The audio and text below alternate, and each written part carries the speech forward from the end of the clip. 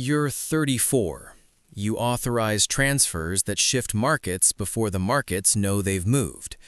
Your title sounds administrative, Director of Strategic Compliance. It suggests restraint, oversight, ethics. What it really means is that sensitive information passes across your desk before it reaches regulators, journalists, or competitors. You see acquisition targets before the press release. You see government contracts before the tender is public. You see which subsidiary will quietly fold and which will be spared. The system needs you because you understand both language and risk. You know which paragraph matters. You know which number, buried on page 87 of a report, will erase 1,000 jobs by winter. You know which vote on the board will tip the balance of power inside the company. You don't decide policy. You prepare the ground for it. And 3 weeks from now, someone is going to ask you why a hedge fund placed a perfectly timed trade 12 hours before a confidential announcement. You already know that question is coming. You wake up before your alarm, 4:17 a.m. Your phone is face down on the nightstand. You don't check it immediately anymore. That was a change you made 6 months ago. No sudden glances, no flinching.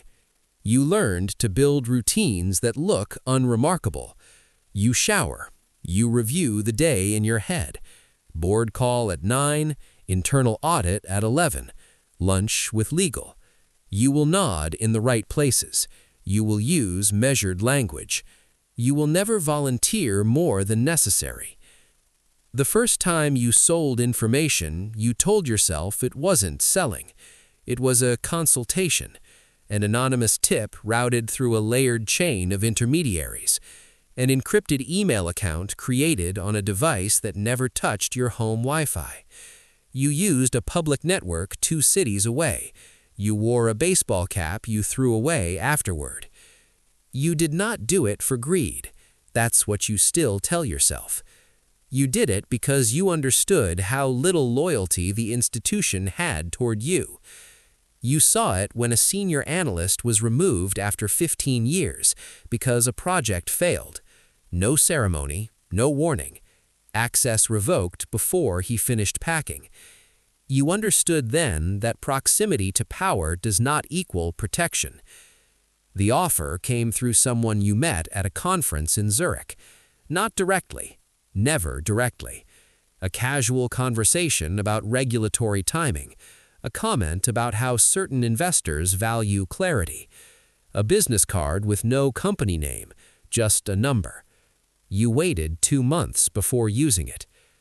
The first transfer was small, a signal, not a file. Confirmation that a merger discussion had moved from exploratory to advanced. That alone was enough for someone, somewhere, to position themselves ahead of the announcement.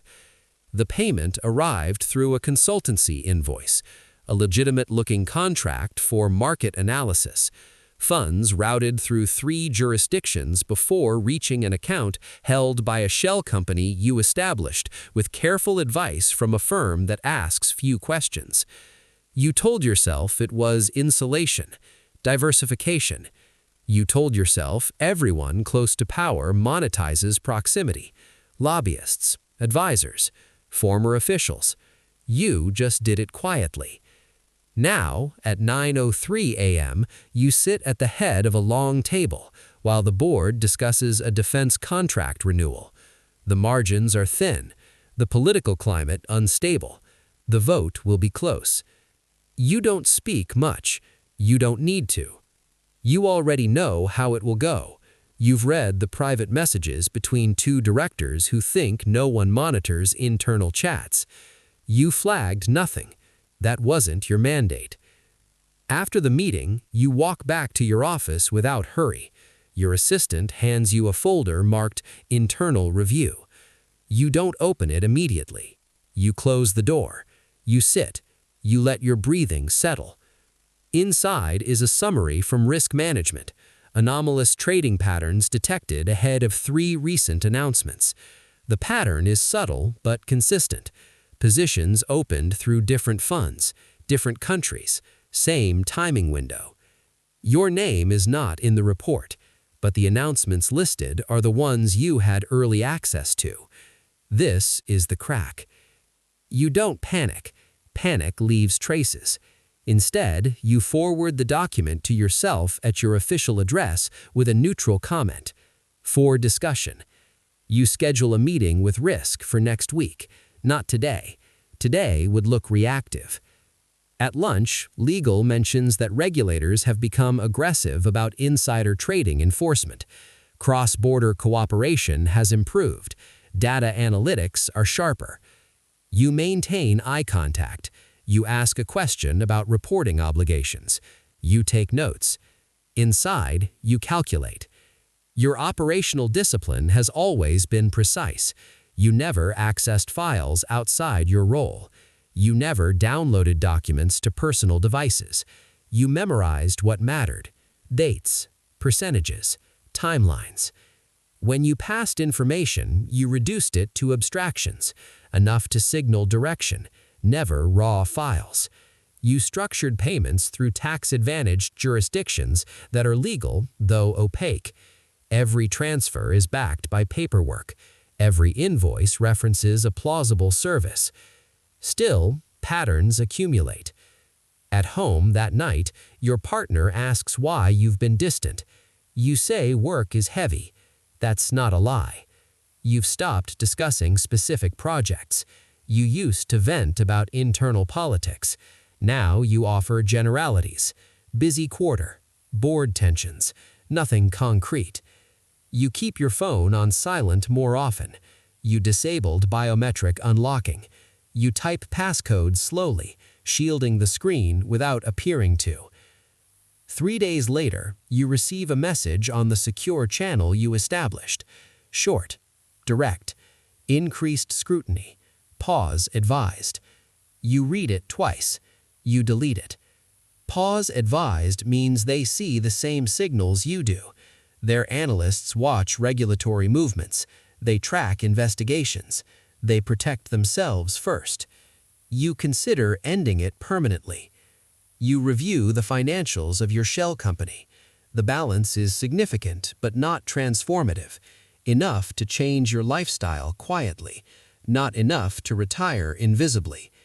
You think about the mortgage, the private school tuition, the expectations you've built around your competence. You also think about the fact that you are now known to people who operate in shadows. The next board cycle approaches. A pharmaceutical acquisition. Sensitive, politically charged. If leaked, it would trigger public outrage. You decide not to transmit anything. You tell yourself the pause is permanent. Then the call comes. Not on the secure channel. On your regular phone. Unknown number. Local. You let it ring twice before answering. The voice is calm, professional, not threatening. We understand conditions are delicate. We also understand you value stability. A pause. There are ways to compensate for increased risk. You don't respond immediately. Silence is safer than refusal. You say you'll consider future engagement once the environment stabilizes. The voice thanks you for your discretion. You end the call.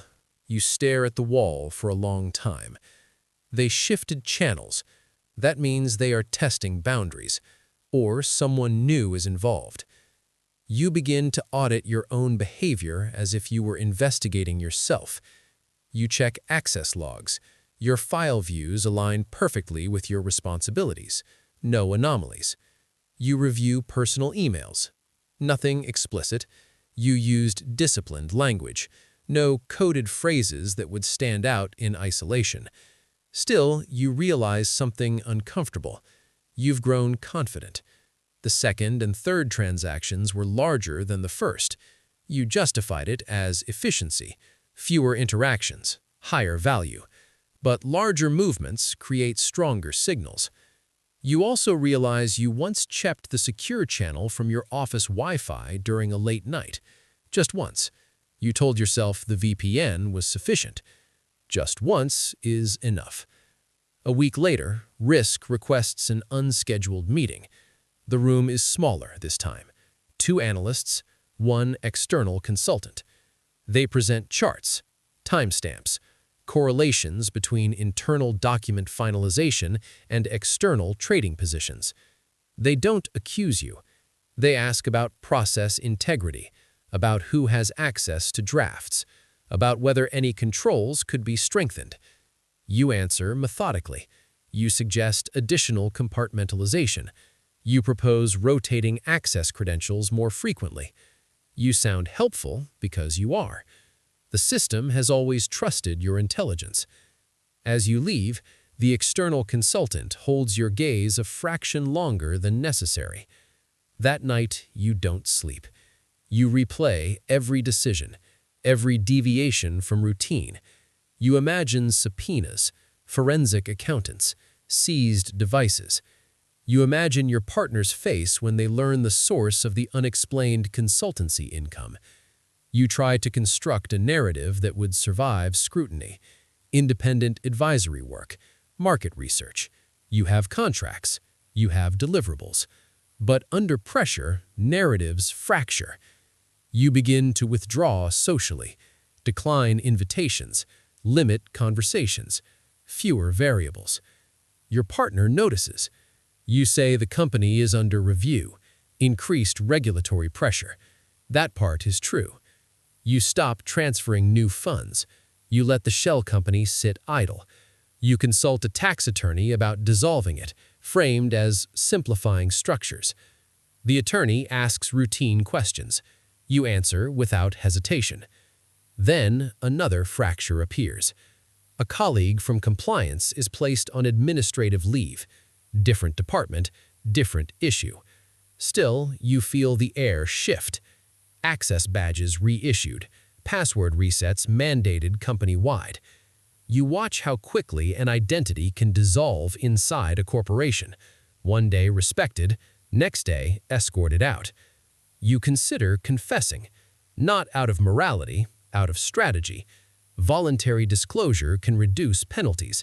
Cooperation can mitigate consequences. But confession requires evidence, and if they lack direct proof, confession becomes self-destruction. You are competent. You understand probabilities. So you wait. Weeks pass. No formal investigation reaches you.